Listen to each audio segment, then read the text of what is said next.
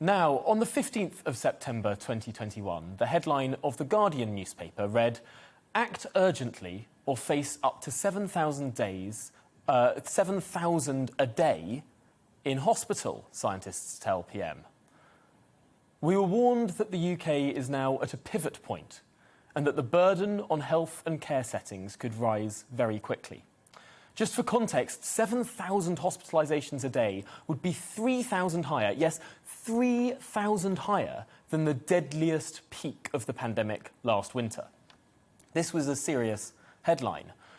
Well, what's happened since last month's doom-mongering? The latest data from the official government dashboard shows that hospitalisations have almost halved, from over 1,000 a day down to the mid-600s. We can have a look at what that looks like now. Far from that large peak at the winter, hospitalisations are actually now trending downwards. Well, on the 15th of September, the same day as that Guardian headline, we had Dr. Andrew Lillicoe on this programme. He forensically took apart the weird and wild model of 7,000 hospitalisations a day. Here's some of what he had to say.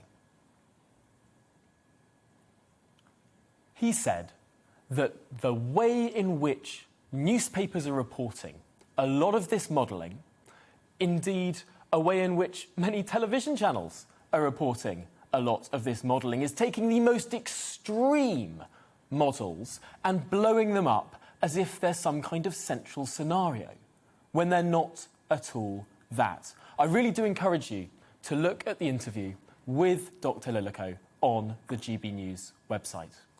Well, Dr. Lillicoe went on to say that the media often alights on the most extreme scenario, as happened in this case. And he was absolutely right. We can see it in the data. Hospitalisations rose very slightly a couple of weeks ago and have been falling since.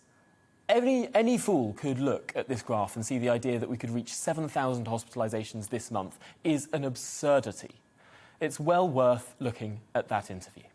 COVID cases, meanwhile, which are a leading indicator of hospitalisations, have bumped up and down with no sign of exponential growth. They're even a lot lower now than they were before our so-called Freedom Day.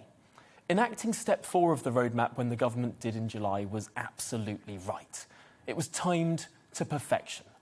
We're clearly in as good a place as we could hope to be. Nightclubs are open, children are back at school, and we're clearly immune enough to keep even the Delta variant bumping around rather than soaring into the hundreds of thousands of cases every day.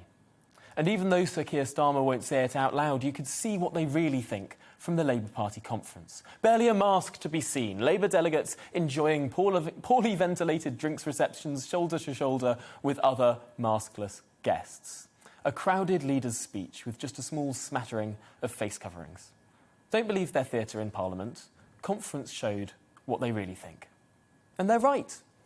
Now, I'm not counting my chickens here. It's prudent to keep a low-intervention toolbox just in case.